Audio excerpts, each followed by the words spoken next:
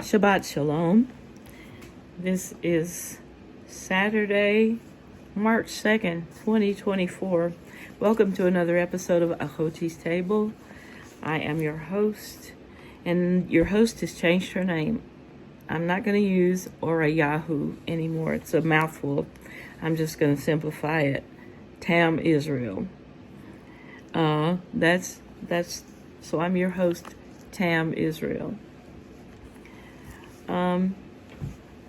I've heard a lot about the 3 days of darkness over the last few years, and I think that they get that from Exodus, the book of Exodus, and the Exodus story, and the plague of darkness that fell on Egypt. In that story, of course, all of the Hebrews lived in Goshen, and Goshen did not experience the days of darkness. So now in this dispensation or whatever, we're everywhere. We're spread out all over the world, and so everybody's being warned about the 3 days of darkness, and some are putting it in conjunction with the upcoming total solar eclipse, which is going to happen here August the 8th, I believe. Not August the 8th, April the 8th. So I want to read, I'm reading from the book of Wisdom, chapter, wait. I've gotten. Chapter 17, the book of Wisdom, chapter 17, the New American Bible, Catholic Press. I may stop and just give some ideas about it. I'm trying to hurry up because my husband is out of the room right now and the dogs are outside, so I don't have many sound interruptions. You can hear Mochi out there barking, but he's not coming in right now. Okay, chapter 17, and the heading is the fourth example. Darkness afflicts. Let's show you. Fourth example, darkness afflicts the Egyptians.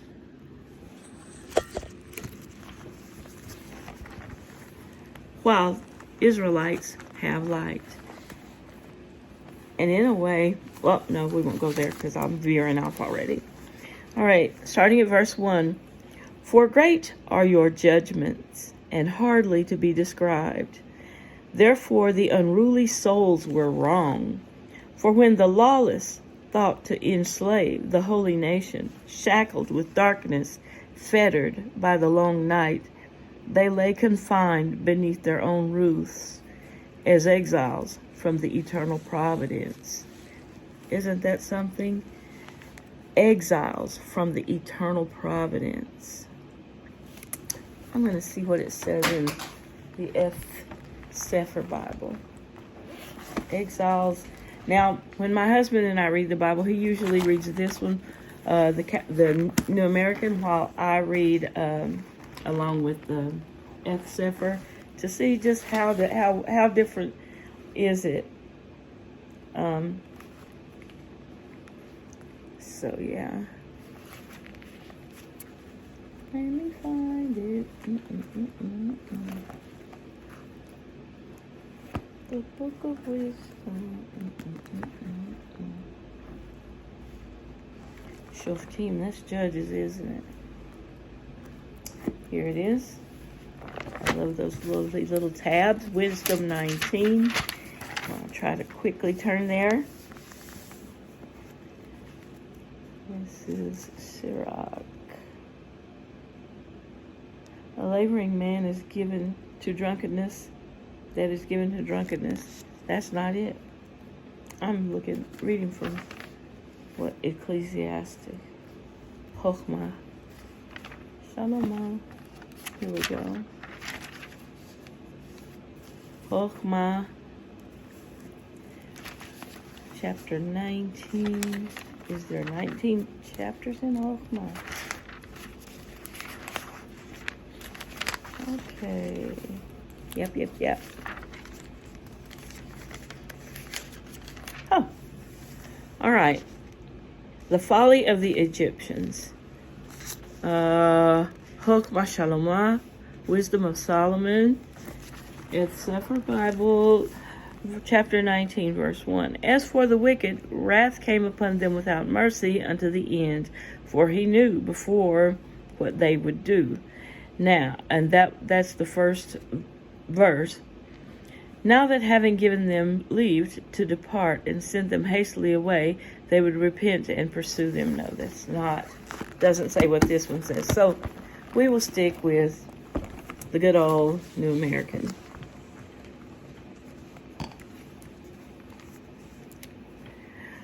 For great are your judgments, starting at verse 1 again, and hardly to be described. Wait, I'm wrong again. See, this is why I hate to do videos. I really do. But I'm not just going to keep going on about it.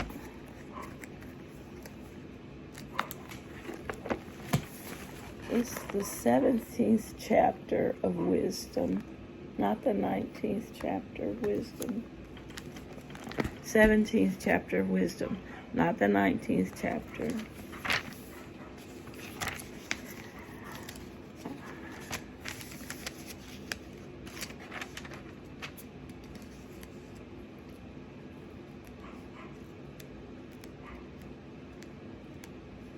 Okay. 17th chapter of the book of wisdom. I read it from here, the New American Bible.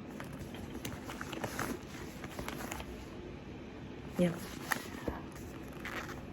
Verse 1, for great are your judgments and hardly to be described.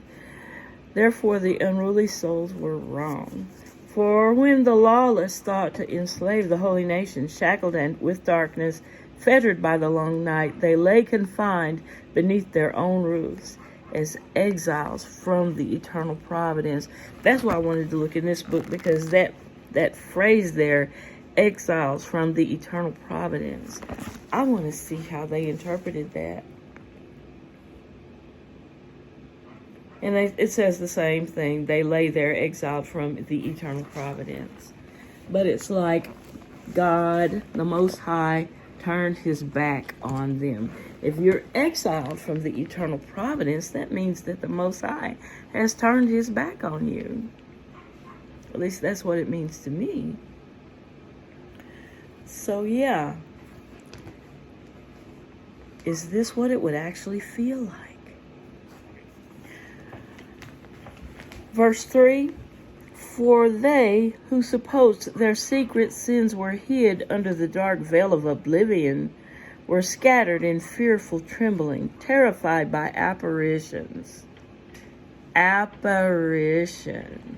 Now, what is an apparition? It's a ghost.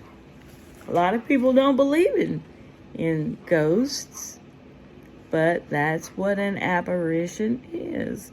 It is a disembodied spirit. Okay. So,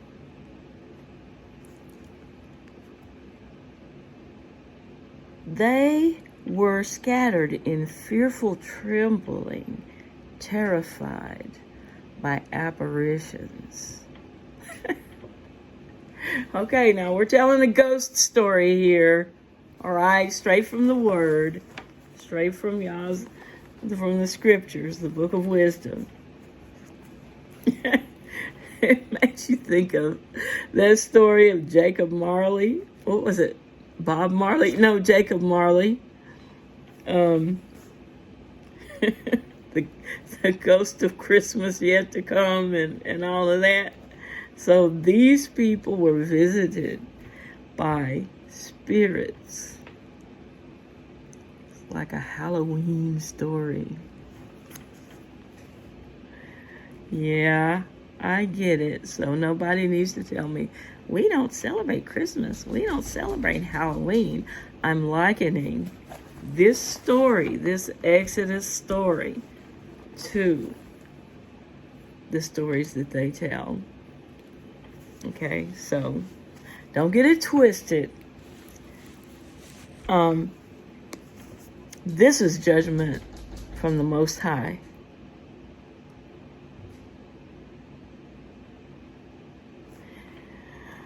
Verse 4, chapter 17, the book of wisdom. For not even their inner chambers kept them fearless.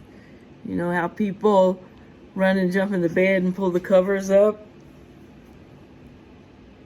Get around. That didn't keep them fearless. For crashing sounds on all sides terrified them, and mute phantoms with somber looks appeared. Yeah. No force, even of fire, was able to give light. Why? Because they were exiles from the eternal providence. Only the Most High can give you light. His presence, the presence of the righteous Elohim. Those are the ones who can give you light. Nor did the flaming brilliance of the stars succeed in lighting up that gloomy night. But only intermittent, fearful fires flashed through upon them. Have you ever stopped and taken a chance to listen to these NDEs of people who were shown hell, the actual geographic location hell? That's the one I'm talking about. They said it was dark. You could hear voices screaming, moaning. You could hear misery. And every now and then you would see a flicker of a flame. But the heat was unbearable, regardless to what you could see.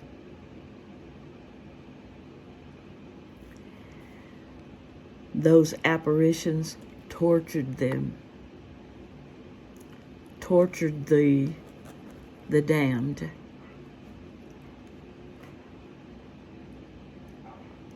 Yeah. Verse 4, and mute phantoms with somber looks appeared.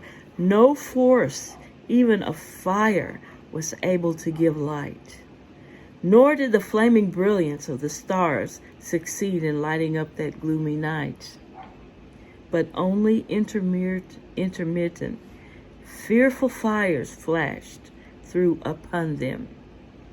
And in their terror, they thought beholding these fearful fires was worse than the times when sight was no longer to be seen. Isn't that terror? Isn't that something? Light was more fearful than the darkness. Let that sink in.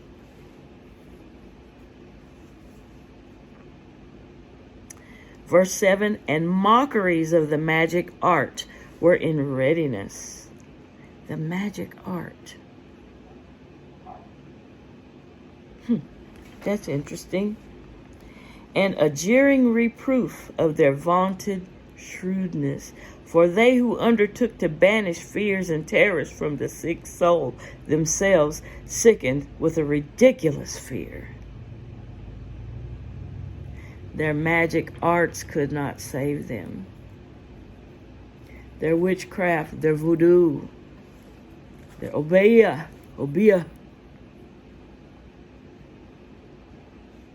their Wiccan arts, their white and black magic could not comfort them It only made things worse. Verse 8, I'll read it again. For they who undertook to banish fears and terrors from the sick soul themselves sickened with a ridiculous fear when they try to employ their magic arts. Verse 9, for even though no monstrous thing frightened them, they shook at the passing of insects and the hissing of reptiles, and perished trembling. Some of them died. They died of fear. Verse 10, and perished trembling, reluctant to face even the air that they could nowhere escape. The darkness was the air. They could feel it, smothering them everywhere. They could feel the darkness. They died in fear. They did not want to even have that darkness upon their skin. They were reluctant to face even the air that they could nowhere escape. For wickedness of its own cowardly, let me read that again, verse 11, for wickedness of its nature cowardly testifies in its own condemnation, and because of a distressed conscience always magnifies misfortunes. Wickedness always magnifies misfortunes. Yeah.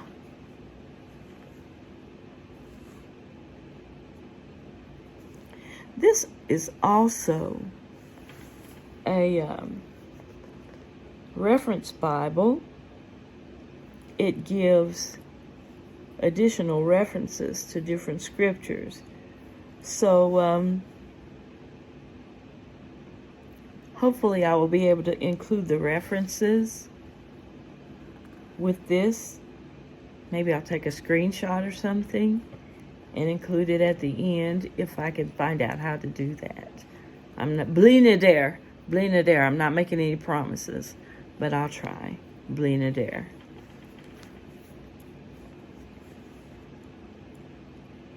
Wickedness always magnifies misfortunes. Verse 11, for wickedness of its nature cowardly,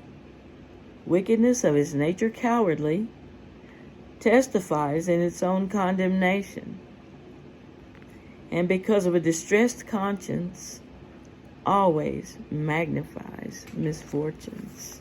For fear is naught but the surrender of the helps that come from reason. They used to say, my mother, she lived way out in the country, her and her 9 kids, away from everybody, and she said there for a while, every sound terrified her out there with those children, with we children. And she finally came to her senses. She said, okay, God has not given me the spirit of fear, but of power, of love, and of a sound mind. And everything's got to have an explanation. So when she heard a sound, she went looking for it. She stilled herself. She said, me and God, we're going to go look. And most all the time, there was a reason for a shadow or a sound. But here, they were so afraid that they lost their ability to reason. You remember? God has not given us a spirit of fear, but of power, of love, and of a sound mind. I can't tell you where to find that, but you can take my words, do a search on it, and it will take you to that scripture. I think it's in the book of Timothy. But a sound mind. They lost their minds for fear. Verse 12, for fear is naught but the surrender of the helps that come from reason, from a sound mind. Sound mind. And the more one's expectation is of itself uncertain. Let me do that again. Verse 13, and the more one's expectation of itself is uncertain, the more one makes of not knowing the cause that brings on torment. If you lost your mind, there's no way that you can find out whatever the source of whatever it is that's making you scared out of your mind. I'm going to read that again. Verse 12 and verse 13 of Wisdom, chapter 17. Verse 12. For fear is naught but the surrender of the helps that come from reason. Verse 13. And the more one's expectation is of itself uncertain, the more one makes of not knowing the cause that brings on torment. Verse 14, so they, during that night, it wasn't 3 nights, it was 1 night here, during that night, powerless though it was, that had come upon them from the recesses of a powerless netherworld. 14 again, so they, during that night, powerless though it was, the night was powerless, while all sleeping, so they during that night, powerless though it was, had come upon them from the recesses of a powerless netherworld, while all sleeping the same sleep were partly smitten by fearsome apparitions, and partly stricken by their souls' surrender, they lost their minds, for fear came upon them sudden and unexpected.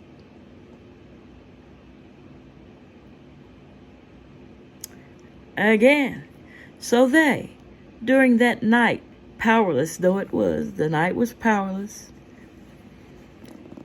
the night that had come upon them from the recesses of a powerless netherworld, while all sleeping the same sleep were partly smitten by fearsome apparitions. They all had the same dream.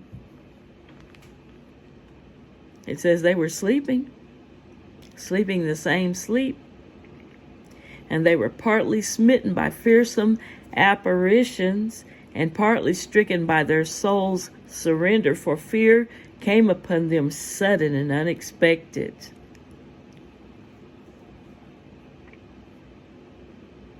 Verse 16, thus then, whoever was there fell into that unbarred prison and was kept confined.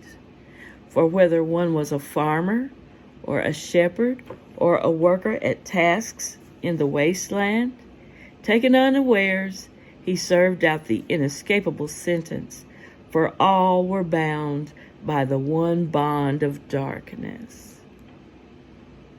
And were it only the whistling wind, or the melodious song of birds in the spreading branches, or the steady sound of rushing water, or the crude crash of overthrown rocks, or the unseen gallop of bounding animals, or the roaring cry of the fiercest beasts, or an echo resounding from the hollow of the hills, these sounds, inspiring terror, paralyzed them.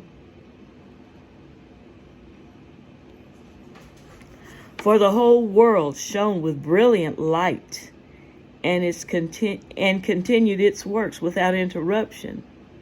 Over them alone, if they were outside of Egypt, life was fine. They went about life fine. In Goshen, everybody was fine, but in Egypt, over them alone was spread oppressive night.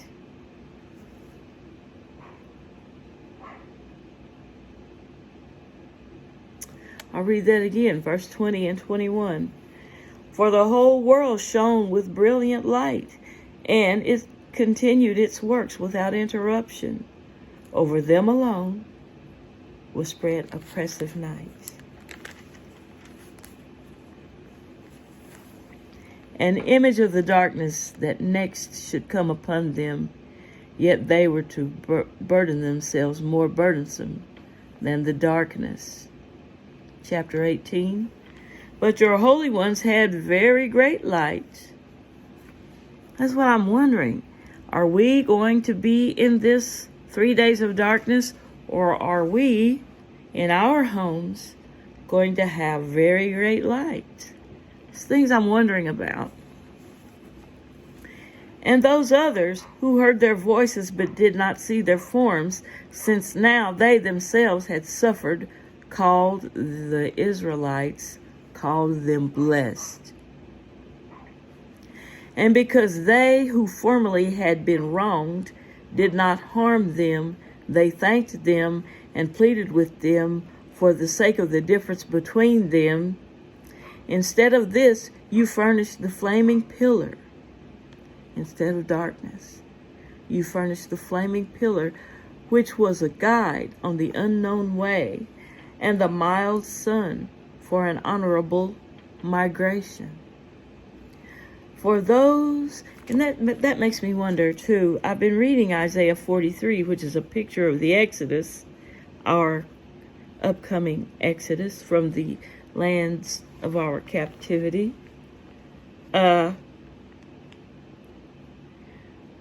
Even though we aren't together, there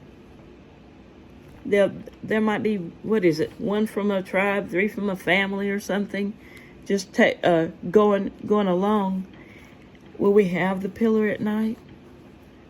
Our own individual pillar, our own individual cloud? Because the Most High in Isaiah 43 said that he would be with us. Makes me wonder. Verse 4, chapter 18. We moved into chapter 18. I'll start 18 again. I'm not sure that I said chapter 18, so I'll do it again. I'll read it real quick.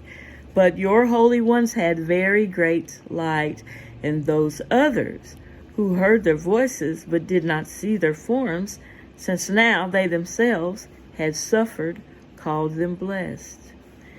And because they who formerly had been wronged did not harm them, they thanked them. See, when the Egyptians were in this dark, terrible night of the mind,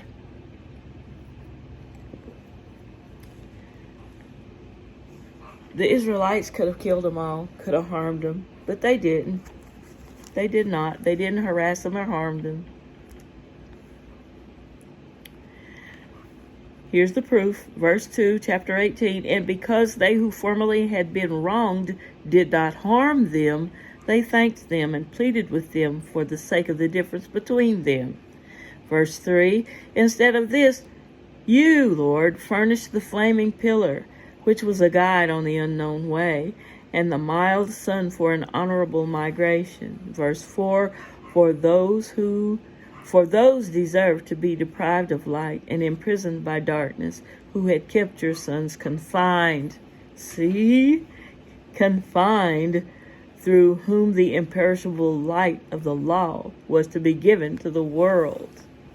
They kept the Israelites in captivity.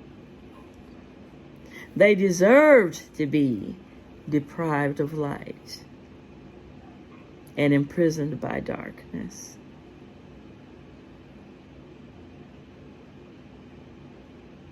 Yeah. So that's the end. It started at chapter 17, verse 1 of the Book of Wisdom. And then it ended at chapter 18. Chapter 18 was only 4 verses long. Now I'm going to attempt to make make some videos of the references. It'll have the verse, like for example, 8, and then a semicolon, and then it will give all of the reference verses. Then 9, verse 9 will, it won't say verse 9, it'll just be a 9 and then a semicolon, and then all of the other, this is all of the other references. I did not want to make this a very long video because this is my first time back in, what, 5 years? Lord, forgive me, please. But 5 years, and so God bless you, and may God keep you, and may we meet each other at the staging area or at that place in the wilderness of Revelation 12 where the Most High is already, even as we speak, having it made ready for us. Bless you.